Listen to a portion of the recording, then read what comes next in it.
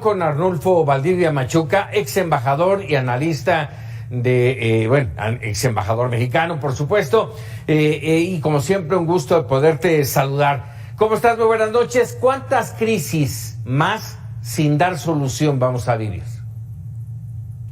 Paco, buenas noches, qué gusto saludarte y gracias como siempre por este espacio, o mejor dicho, por invitarme a tu espacio. Efectivamente, Francisco, querido, la realidad es que haces la pregunta del millón. ¿Cuántas crisis más vamos a tener que vivir antes de darle una solución a fondo a este tema? Y el lío es que estas son crisis que llevamos yo creo que para 40 años, en donde el gobierno mexicano desafortunadamente tiene una doble política, una política ambigua sobre cómo tratar el tema migratorio. En el sur, el gobierno mexicano insiste en tener un enfoque humanitario para tener contentas a ciertas organizaciones civiles y para tener contentas a ciertos organismos internacionales.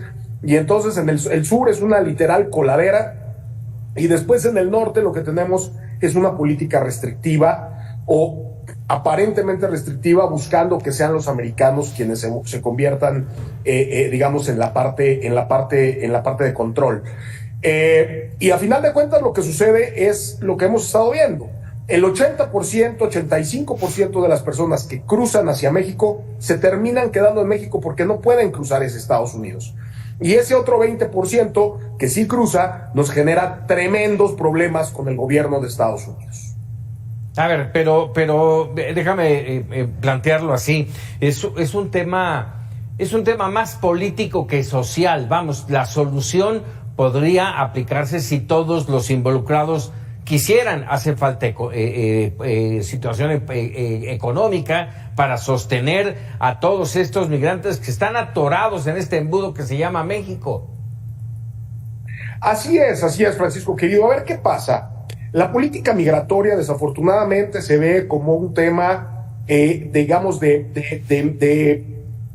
México hacia Estados Unidos y por el otro lado, de la frontera sur de México, en donde se quiere pensar que hay un problema localizado, de cruce.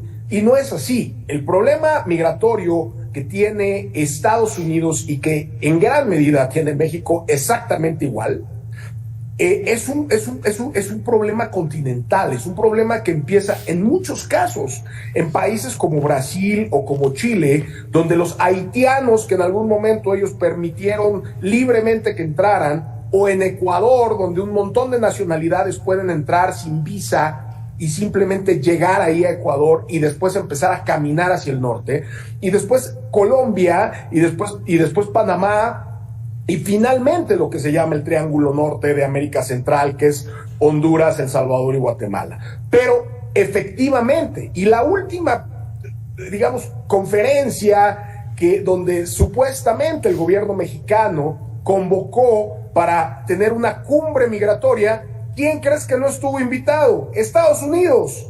Entonces, así es. Realmente es una vacilada la política migratoria o la búsqueda de construcción de una política migratoria continental, que es lo que se tendría que hacer.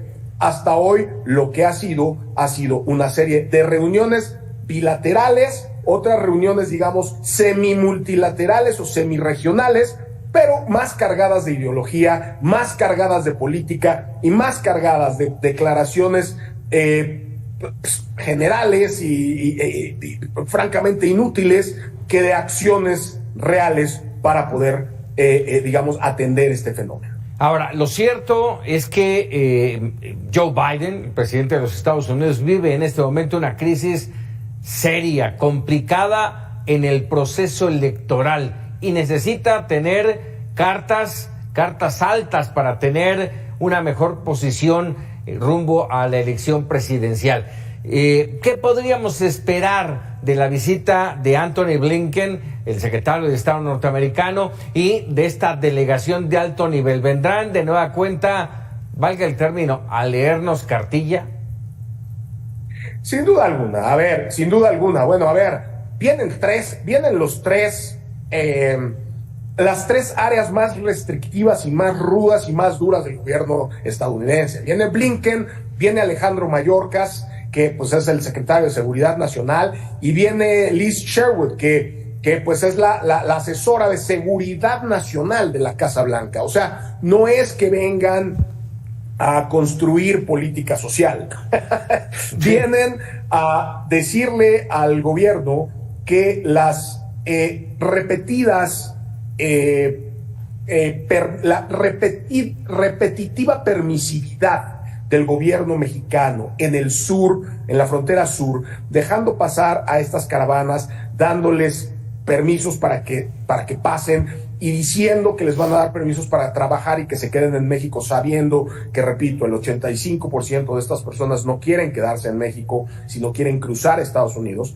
Pues claramente vienen estos tres altos funcionarios a recordarle al gobierno de México que es inaceptable que sigan dejando pasar a la gente en la frontera sur, porque después a ellos les toca detenerlos en la frontera norte, y que claramente, Francisco querido, claramente, el